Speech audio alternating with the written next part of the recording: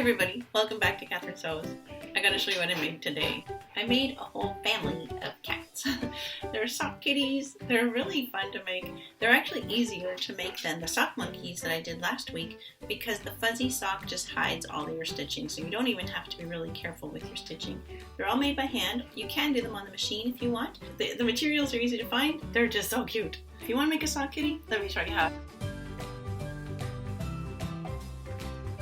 To make a sock kitty like this, you're going to need a pair of socks. This is the full adult size, but you can also use baby size socks for the baby kitten. You're also going to need some embroidery thread just for the mouth and maybe sewing on the eyes if you want. You'll need a scrap of felt just for the little triangular piece for the nose. A pipe cleaner just to put in the tail to give it a bit of curl. 2 buttons for the eyes. A regular needle, ribbon for the neck, that's optional though. Matching thread, and then stuffing. The easiest place to find stuffing around your house is if you have an old bed pillow that's no longer in use. Just rip it open and pull out the stuffing. Scissors and pins.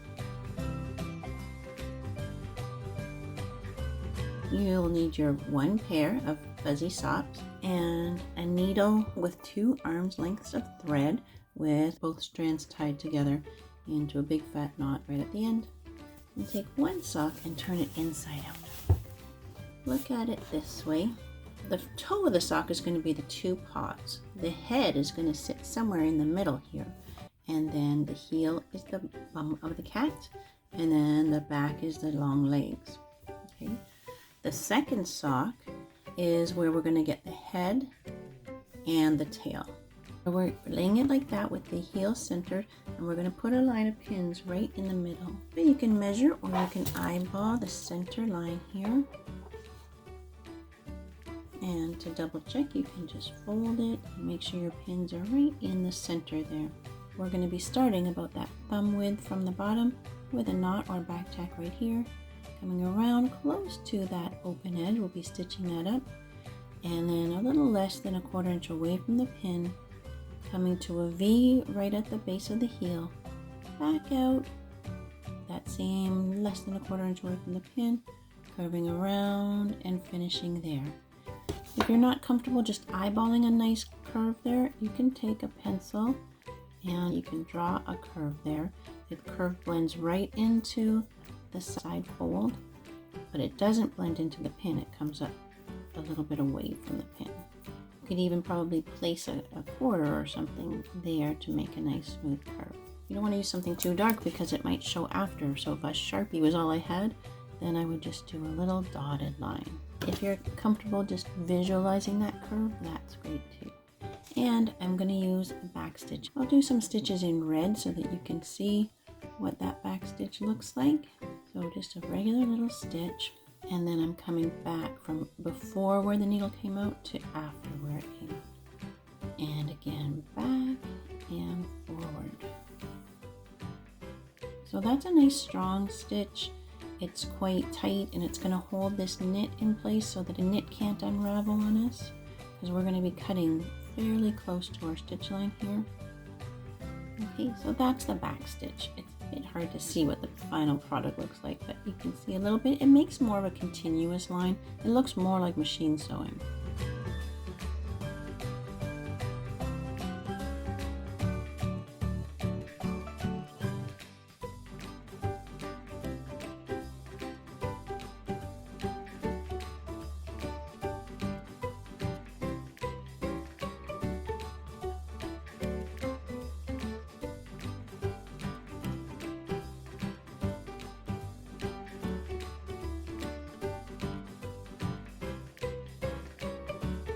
I'm starting to angle in toward where I'm going to be doing the V right at the base of the heel. And my thread is getting a little short, so it's not worth struggling with a short thread. And you need at least a needle's length to be able to tie your knot. You don't want to go any shorter than that.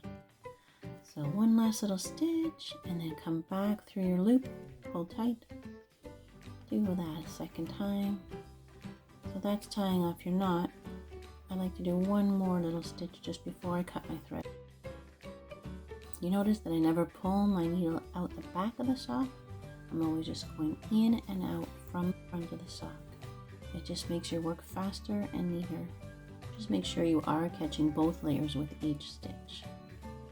And these fuzzy socks, they hide all of your stitching, so as long as your thread matches, your stitching doesn't have to be super neat. And then blend right into the side fold there, ending with a knot. I know it's difficult to see. It's difficult for me to see too because I've got matching thread on a fuzzy sock. But I'm going to be cutting now right in between. You can feel your lines of stitching more than you can see them. I want to cut close to the V, but I don't want to cut my stitching. But just making sure that the legs can move separately, that should be fine. Good, so the back legs are done. And now the front, we're going to do the same thing. Front legs are not going to be as long as the back. They're just going to be short. The head's going to be big and it's going to sit right about here. The front legs for me are probably only going to be about 3 inches from the tip, but a lot depends on the size of your sock. From the heel to the toe, it's a little less than halfway for the front legs. So again, I'll put pins in the center. And this is going to be a bit quicker. Not only is it shorter, but the toes are already closed up for us, so we don't have to go around. I like to kind of do a little curve here just so the toes aren't too pointy. Little curve there, up, V, down, and blending to here. I'll start about here just so I can visualize that the toes are going to be kind of curved and not too pointy. And starting again with my back stitch right there.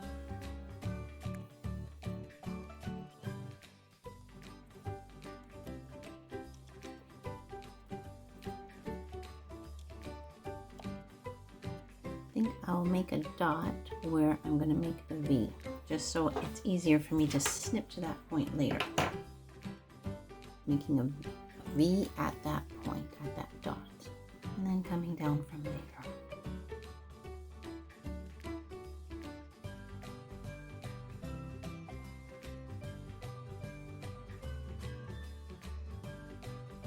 So end with your knot. And then we're going to cut between the front paws the same way we did with the back paws. Right up the center, and then I know that that dot was where I turned. So now to turn it right side out, we need to create a hole. Now it does work to leave one toe open here and close it from the outside, but I like the toes to look exactly the same, so I like to make a hole right where I know the head's going to sit. If you take the distance between the V and the heel and maybe divide that into thirds, it will be that first third away from the V.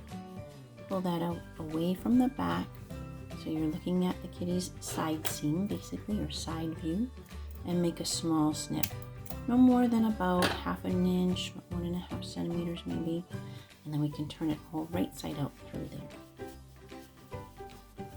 These socks are super stretchy, so you really don't need much of a snip there at all to make a hole. Turn that right down to pull his toes right out. And there's why I don't really love using a Sharpie too much. It does bleed through. Good, so that's the body of the cat. Done. So, then we're going to stuff this, and then we'll close up that hole and we'll get on to sock number 2.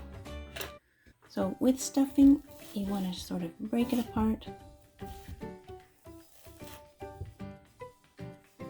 And a small bit at a time, you can shove into the legs all the way down to the toes.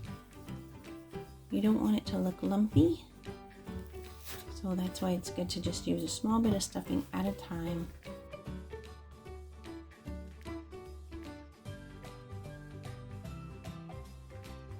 And then right all the way into the front paws. Check to see that the body is not lumpy or have any gaps in it. And then with your needle and thread, now we're just going to do a running stitch around the opening.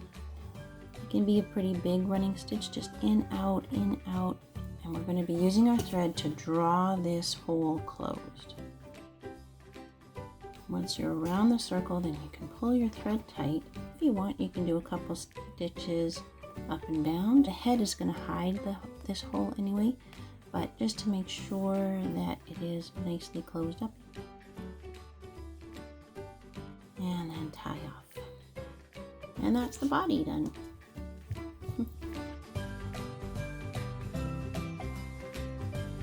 You also want to turn sock number 2 inside out, and we only need to get 2 pieces out of this. We need to get the head and the tail.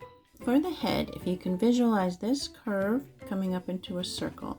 So if I fold it pretty much from corner to corner here, and I can trace off the top of the circle here, and then angle up for ears. Don't make the ears too small because we need to have seam allowance on both sides of the ears too. If you think again in thirds, the center is 1/3 and then each ear is about 1/3. You can either cut on those lines and then sew those edges together. I prefer to sew on the lines and then cut. So again, it's a back stitch and I'm starting right up at the point of the ear.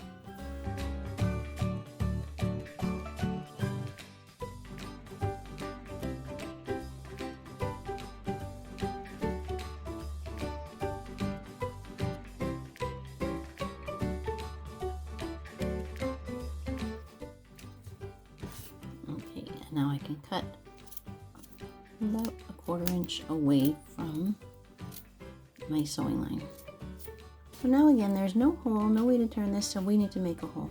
So first of all, decide if one side is nicer than the other. If there's one side you'd rather have as the face. The side that has this kind of heavy seam, I'm going to make that the underside. So this is the side I'm going to cut the hole on, not the one without the seam I'll leave as the good side. Okay. So again, I'm going to pinch the middle, pull it away from the other side, and make a small snip, just a little small snip. And then we can turn the whole head right side out through that, pick out the ears nicely, and then we're going to stuff it and close up the hole.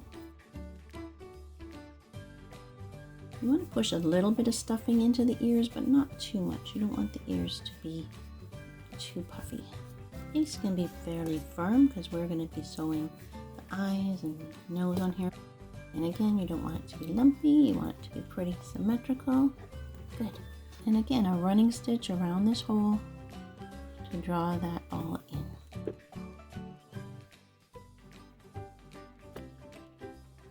Once you're all the way around, pull your thread tight, and then just do a few of those up and down stitches. Now, I've got a good enough length of thread here. I don't really need to cut my thread. I can use the same thread to sew the head to the body. So right here where our hole is closed up,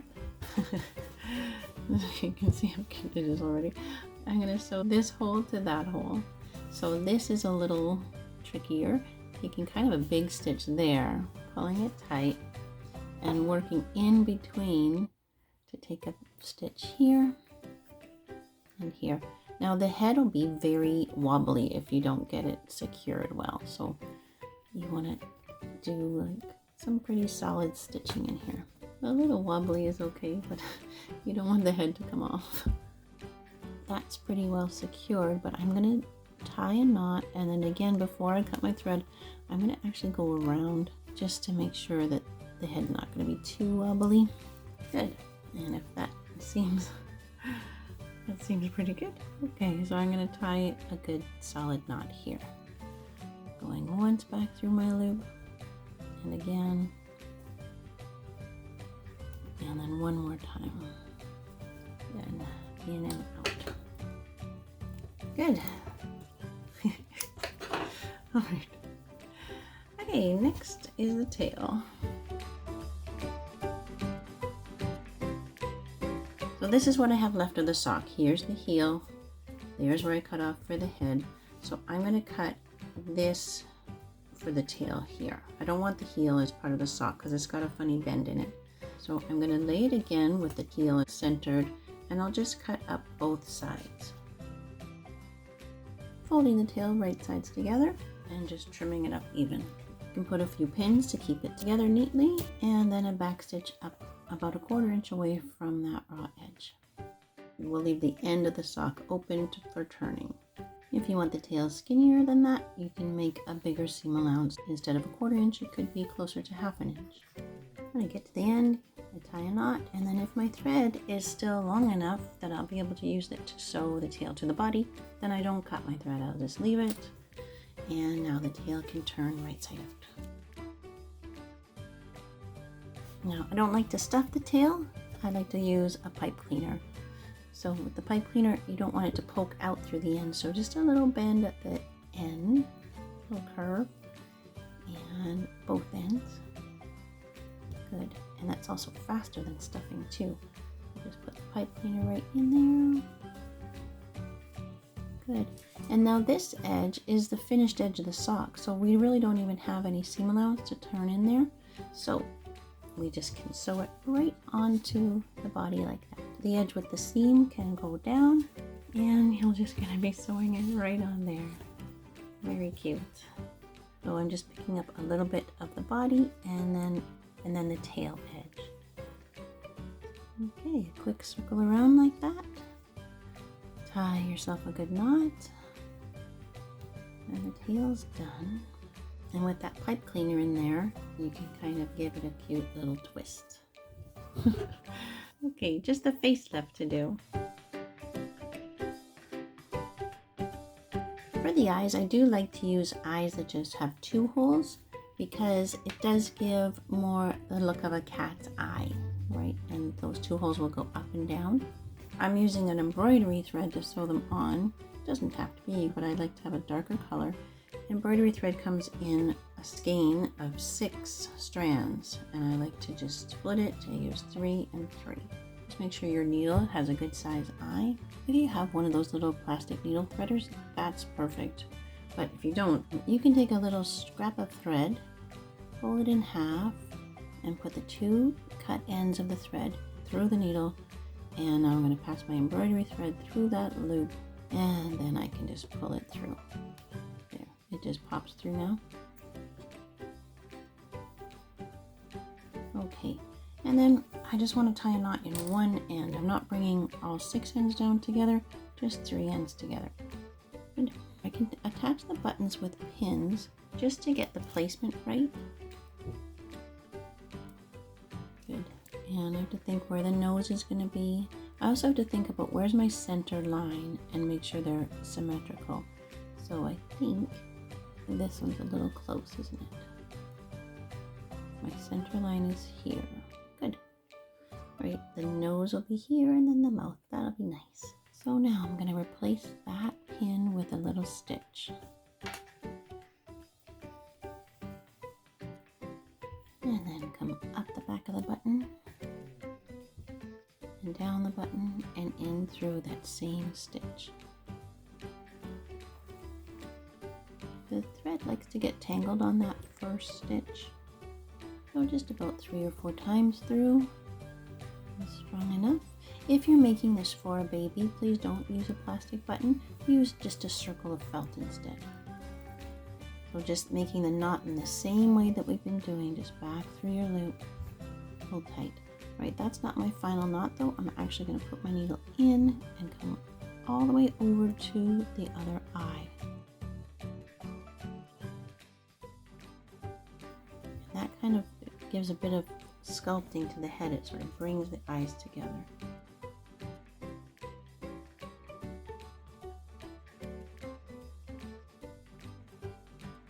I'm going to do a little bit of sculpting stitching here. It's totally optional, but I don't really like when it looks puffy in front of the ears. I want it to look a little more hollowed out like a cat's ear. So because this fuzzy sock hides all my stitching, I can get away with it easily. I can just do a few stitches within the ear like that to just kind of pull my thread tight, and it makes a subtle difference, but it does change the expression. I think it's worth doing, especially since it's so easy. There. Can you see the difference? That this ear is a little more hollowed out, and this one does look a little funny to be puffy there, right? There, can you see the difference that made? It's so much nicer. I did some sculpting stitching on this one too, but this one I did entirely on the sewing machine except for the face. So I actually did a back tack on the sewing machine right through the ear there to do a bit of sculpting there. but by hand you actually have a little bit more control over the sculpting. Now we just need a little piece of felt for the nose, kind of like a little bit of a curve on top, and fold that curve in half, and there. And if it's too wide, you can trim it down, but sometimes when they're wide like that, it just looks so funny. That's pretty cute. Okay, I'm gonna grab some pink thread now, and I'm gonna just do a little stitch underneath where the nose is gonna be, just so my knot is hidden. Now I'm gonna do a tiny running stitch all the way around this little nose piece. And those stitches will show, so they should be just as small and as even as you can make them.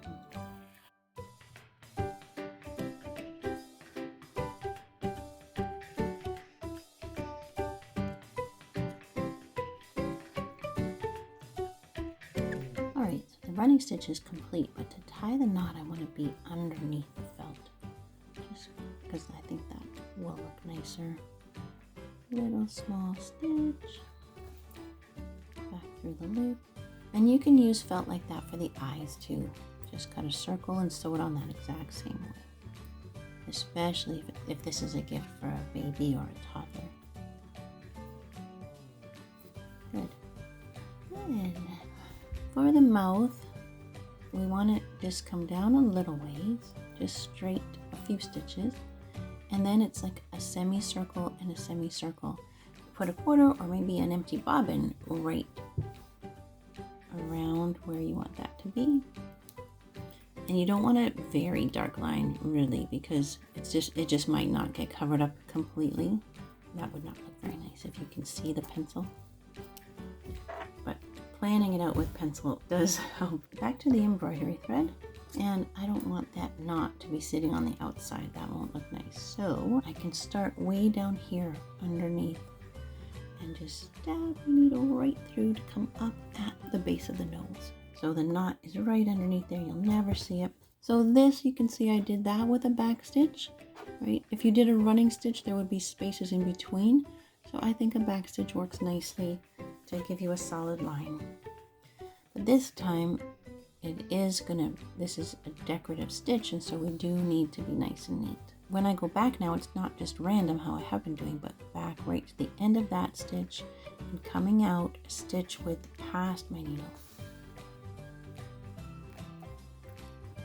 Back to there, come out a stitch width past my needle.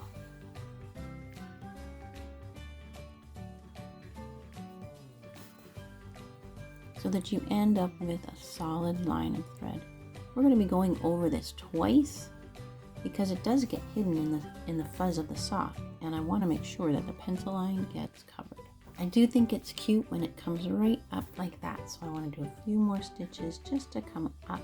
So there's my line. Now I'm going to follow it back, filling in any gaps. You could use a different stitch too. You could use something like a chain stitch. That could be nice in here.